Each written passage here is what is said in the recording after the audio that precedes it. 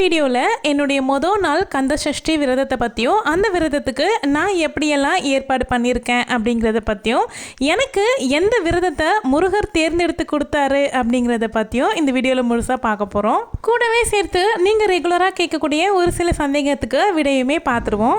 Welcome to my channel. நான் உங்கள் பிரியா. என் சேனலை சப்ஸ்கிரைப் பண்ணி தொடர்ந்து ஆதரவு கொடுத்துட்ருக்கேன். உங்கள் எல்லாருக்குமே ரொம்ப நன்றி. இனிமேல் சப்ஸ்கிரைப் பண்ண போகிறவங்களுக்கும் ரொம்ப ரொம்ப நன்றி. இப்போ தான் நீங்கள் சேனலை புதுசாக விசிட் பண்ணுறீங்க அப்படின்னா மறக்காமல் சப்ஸ்கிரைப் பண்ணிக்கோங்க. 10,000 சப்ஸ்கிரைபர் ரீச் ஆகிறதுக்கு இன்னும் கொஞ்சம் தூரத்தில் தான் இருக்கும். பார்த்துட்ருக்க நீங்கள் எல்லாருமே சப்போர்ட் பண்ணீங்க அப்படின்னா நம்ம சீக்கிரமாகவே ரீச் பண்ணிடலாம்.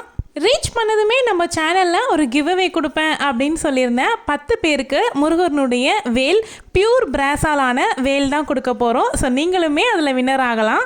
பல யோசனைகளுக்கு பிறகு தான் இந்த சஷ்டி விரதம் நான் இருக்க முடியுமா அப்படிங்கிறதே கன்ஃபார்ம் ஆச்சு. ஏன்னா என்னுடைய பெரிய மாமியார் ஒருத்தவங்க இறந்துட்டு இருந்தாங்க. 16வது நாள் காரியம் வச்சுருந்தாங்க அப்படின்னா நிச்சயமாக இந்த சஷ்டி விரதம் என்னால் இருந்திருக்க முடியாது. அவங்க 11வது நாளே காரியம் முடிச்சிட்டாங்க. அப்படிங்கிறதுனால தீபாவளிக்கு முன்னாடி நாளே காரியம் முடிஞ்சிருச்சு. ஸோ தீபாவளி அன்னையிலேருந்து கிளீனிங் எல்லாமே ஸ்டார்ட் பண்ணியிருந்தேன். அவங்க டெத் ஆகிட்டாங்க அப்படிங்கிறதுனாலேயே பூஜை அறை எல்லாமே திறக்காமல் கையே வைக்காமல் அப்படியே விட்டுறணும் அப்படின்னு சொல்லிட்டாங்க. ஸோ அங்கேருந்து காஞ்சி போன பூ எல்லாமே அப்படியே இருந்துச்சு. அது எல்லாமே க்ளீன் பண்ணி ஃபுல்லாக க்ளீன் பண்ணி எடுக்கவே ரொம்ப டைம் ஆயிடுச்சு.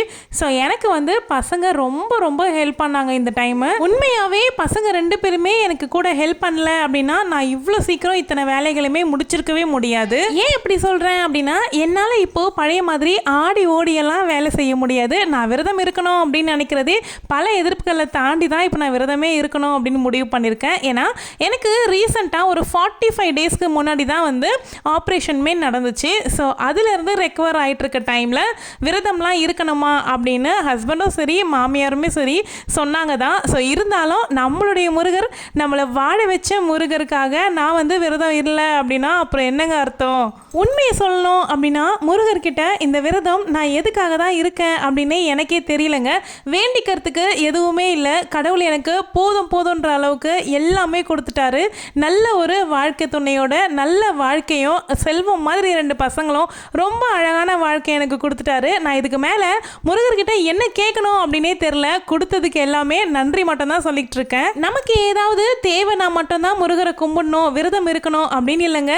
கடவுள் நமக்கு ஏற்கனவே கொடுத்த பல நன்மைகளுக்கு நம்ம நன்றி சொல்கிற விதமாக கூட நம்ம இந்த விரதத்தை தொடர்ந்து கடைபிடிச்சிட்டு வரலாம். இது எனக்கு 3வது வருஷ கந்த சஷ்டி விரதம். இந்த லிக்விட் நான் மீஷோலேருந்து தான் வாங்கியிருந்தேன். ரொம்ப நல்லா ஒர்க் ஆகுது. ஸோ இந்த லிக்விட் தான் இந்த டைம் எனக்கு பூஜை பாத்திரம்லாம் சீக்கிரமாக முடிக்கிறதுக்கு ரொம்பவே ஹெல்ப் பண்ணுச்சு அப்படின்னு தான் சொல்லணும். இதனுடைய லிங்க் வேணும் அப்படின்னா டிஸ்கிரிப்ஷனில் வைக்கிறேன். தேவைப்படுறவங்க வாங்கிக்கோங்க. பை 1 கெட் 1ல தான் கிடச்சிருந்துச்சு. மோனிஷ் வீடு பூராவே பெருக்கி எடுத்துட்டான். பின்னாடியே பிரித்தி மாஃப் பண்ணி எடுத்துட்டான்.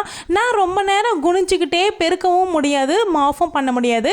அதனால 2 பசங்களும் எனக்கு 2 கண்ணு மாதிரி எல்லா வேலையும் செஞ்சு கொடுத்துட்டாங்க. கரெக்டாக இந்த வேலையெல்லாம் பண்ணிட்டு இருக்கும்போது டிவிலையுமே முருகர் பாட்டு ஓடிட்டு இருந்துச்சு. எல்லாருமே கேட்டுக்கிட்டே இந்த வேலையெல்லாம் பண்ணிட்டு இருந்தோம்.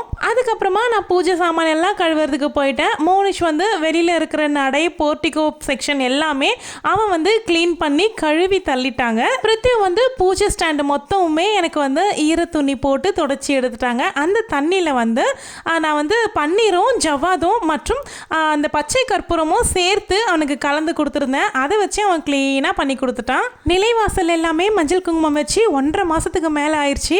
அதுவே எனக்கு பைத்தியம் பிடிச்ச மாதிரி இருந்துச்சு. அதெல்லாம் க்ளீன் பண்ணி புதுசாக மஞ்சள் தடவி பொட்டு வச்சு பார்க்கறதுக்கு அப்புறமா தான் எனக்கு மனசுக்கு அவ்வளோ திருப்தியாக இருந்துச்சு. அதுவே பார்த்தீங்கன்னா ரொம்ப நேரம் குனிஞ்சு பண்ணுற வேலையா அதனால் நான் முன்னாடியெல்லாம் கீழே உட்காந்துப்பேன். சமமாக உட்காந்துக்கிட்டு வேலை செய்வேன். ஸோ இப்போல்லாம் உட்காரக்கூடாது அப்படிங்கிறதுனால குனிஞ்சிட்டே பண்ணுறது கொஞ்சம் ரெஸ்ட் எடுத்து தான் பண்ணிக்கிட்டு இருந்தேன். நான் தினமுமே ஷட்கோணமில் ஏற்றக்கூடிய விளக்கு நெய் தீபம் தான் ஏற்றுவேன். அதனால் நெய் தீபம் ரெடி பண்ணுறதுக்காக திரி தான் ரெடி பண்ண சொல்லியிருந்தேன். அது ஒரு 4-5 திரி இன்ட்ரெஸ்டிங்காக பண்ணிட்டு இருந்தான். அதுக்கப்புறமா போர் அடிக்குது அப்படின்னு சொல்லிட்டு எழுந்து போயிட்டான். அது உட்காந்துட்டே பண்ணுற வேலை தானே, ஸோ நானே பண்ணிடலாம் அப்படின்னு சொல்லிட்டு நானே தான் பண்ணிகிட்ருக்கேன். தற்சமயத்துக்கு ஒரு 20 மட்டும் ரெடி பண்ணிக்கிட்டேன். அதுக்கப்புறம் தேவை அப்படின்னா பண்ணிக்கலாம் அப்படின்னு. ஸோ இப்போ அடிக்கடி கரண்ட்டுமே ஆஃப் ஆகுது, ஃப்ரிட்ஜில் வச்சாலுமே உருகிறோம். அதனால் நான் ஒரு தேவையான அளவுக்கு ஒரு 20 மட்டும் பண்ணிக்கிட்டேன். அதுக்கப்புறம் தேவைப்பட்டுச்சு அப்படின்னா மறுபடியும் ரெடி பண்ணிக்கலாம். நான் 2 வருஷமுமே பால் பழம் விரதம் தான் இருந்துட்டு இருந்தேன். இந்த வருஷம் எந்த முடிவு எடுக்கணும் அப்படின்னு எனக்கே புரியல. பால் பழம் விரதம் தான் எடுக்கணும் அப்படின்னு என் மனசில் பட்டுக்கிட்டே இருக்கு. சரி, உடம்பையும் யோசிச்சு பார்த்து ஒருவேளை விரதமும் இன்னொரு ஆப்ஷனில் எழுதியிருந்தேன். முருகர் எனக்கு என்ன விரதம் செலக்ட் பண்ணி கொடுத்தாரு அப்படின்னு பொறுத்திருந்து பாருங்க. நிறைய பேருக்கு இருக்க மேஜரான டவுட்ஸ் என்ன அப்படின்னு பார்த்தீங்கன்னா, பீரியட்ஸ் பற்றி தாங்க நிறைய பேர் ரிப்பீட்டடாக கேட்குறீங்க. நான் வந்து பூஜை ஸ்டார்ட் பண்ணிட்டு நடுவில் எனக்கு பீரியட்ஸ் ஆயிடுச்சுன்னா என்ன பண்ணுறது அப்படின்னு யோசிக்கிறீங்க. பீரியட்ஸ் டேட்டு நான் காப்பு கட்டிக்கலாமா அப்படின்னு கேட்குறீங்க. அதுக்கப்புறம் பார்த்தீங்கன்னா பீரியட்ஸ் வந்து ஃபஸ்ட்டு நாளே நான் பீரியட் ஆகிட்டா என்ன பண்ணணும் அப்படின்னு கேட்குறீங்க. நீங்கள் ஏன் அதை மாதிரியே நினைக்கிறீங்க? கண்டிப்பாக வந்து பீரியட்ஸ் ஆகாது அப்படின்னு பாசிட்டிவாக நினைக்கலாமே. ஃபஸ்ட்டு பாயிண்ட் என்ன கேட்டிங்கன்னா நான் அதான் சொல்லுவேன். எத்தனை நாள் உங்களால் விரதம் வந்து விளக்கேற்றி விரதம் இருக்க முடியுதோ விளக்கேற்றி விரதம் இருங்க. இடையில் பீரியட்ஸ் ஆகிட்டீங்க அப்படின்னா கூட பிரச்சனையே இல்லைங்க. நீங்கள் கோவிலுக்கோ பூஜை அறைக்கோ தான் போக முடியாது. நான் இதை ஷார்ட்ஸ்லேயும் சொல்லிட்டேன். ஆல்ரெடி ஒரு 50 டவுட்ஸ்க்கு நான் கிளியர் பண்ணி 2 வீடியோவாக கொடுத்துருக்கேன். அதுலேயுமே நான் நிறைய தடவை சொல்லிட்டேன். மறுபடியும் கேட்குறீங்க. வீடியோவை ஸ்கிப் பண்ணாமல் பார்த்தீங்க அப்படின்னா தான் உங்களுக்கு நான் சொல்கிற டவுட்ஸ் எல்லாமே கிளியராக புரியும். இந்த 7 நாளுமே வந்து புனிதமான நாளுங்க. இந்த 7 நாளில் நீங்கள் ஏதாவது ஒரு நாள் கூட நீங்கள் விரதமாக இருந்து நீங்கள் விளக்கேற்றி வழிபாடு பண்ணுறீங்க அப்படின்னாவே முருகருடைய அருள் இல்லாமல் அது நிச்சயமாக நடக்காது. அதனால் எதை பற்றியும் கவலைப்படாதீங்க. செருப்பு அணியலாமா அப்படின்னு கேட்குறீங்க. இதுக்கு எல்லாமே நான் ஏற்கனவே கிளியர் பண்ணி 2 வீடியோ போட்டிருக்கேன். ஸோ நீங்கள் பார்க்கல அப்படின்னா அந்த வீடியோவுமே பாருங்கள். எங்களுக்கு வந்து 3 மாதத்துக்கு கற்பூரமும் தேங்காவும் உடைக்கக்கூடாது, கற்பூரம் ஏற்றக்கூடாது அப்படின்னு சொல்லிட்டாங்களாம். ஸோ அதனால் 3 மாதத்துக்கு நாங்கள் கற்பூரம் ஏற்றக்கூடாது, தேங்காவுமே உடைக்கக்கூடாது.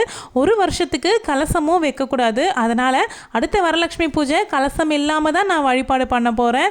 ஸோ அதுவே ரொம்ப கஷ்டமாக தான் இருக்குது. சரி, கடவுள் புண்ணியத்தில் இந்த விரதமாவது இருக்கிறதுக்கு எனக்கு வாய்ப்பு கிடைச்சது ரொம்ப ரொம்ப சந்தோஷம். பிரம்ம முகூர்த்தத்தில் தான் பண்ணணுமா அப்படின்னு நிறைய பேருக்கு டவுட் இருக்குது. அப்படிலாம் இல்லைங்க.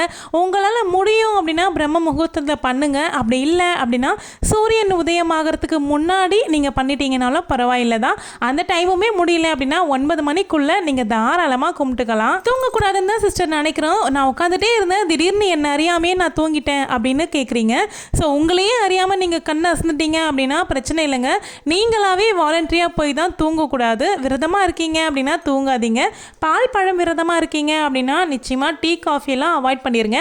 ஒரு 7 நாள் தானே, நமக்கு ஏதோ ஒன்று ஒரு வேண்டுதல் வைக்கிறோம் முருகர்கிட்ட, அது நம்ம நடக்கணும் அப்படிங்கிறதுக்காக இவ்வளோ முயற்சி எடுக்கிறோம். ஒரு டீ காஃபி அவாய்ட் பண்ண முடியாதா சொல்லுங்க. முக்கியமாக ஒரு விஷயம் என்ன அப்படின்னா, நம்மளுக்கெல்லாம் கோவம் அதிகமாக வருங்க.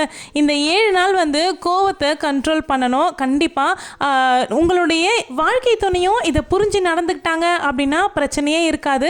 அவங்களும் சரிக்கு சமமாக பேசிக்கிட்டே இருந்தாங்க அப்படின்னா கோவத்தினுடைய உச்சிக்கே நம்ம போயிடுவோம். என்னுடைய விரதத்தை முடிவு பண்ண வேண்டிய நேரம் வந்துருச்சு. நான் இப்போ ஓப்பன் பண்ணி பார்க்க போகிறேன். என்ன எதிர்பார்த்தனோ அதுதாங்க முருகரும் சொல்லியிருந்தாரு. என்னுடைய சஷ்டி விரதத்தை பிரம்ம முகூர்த்தத்தில் 5 மணிக்குள்ள சாமி கும்பிட்டு முடிச்சு நல்லபடியாக ஆரம்பிச்சு வச்சுட்டேன். இதே மாதிரி நல்லபடியாக திருக்கல்யாணம் பார்த்துட்டு நான் நிறைவு பண்ணுவேன். நான் தினம் ஷார்ட்ஸ் அப்லோட் பண்ணிக்கிட்டே தான் இருப்பேன். இன்னுமே டவுட்ஸ் இருக்குது அப்படின்னா கேளுங்க, நான் கண்டிப்பாக ரிப்ளை பண்ணுறேன்.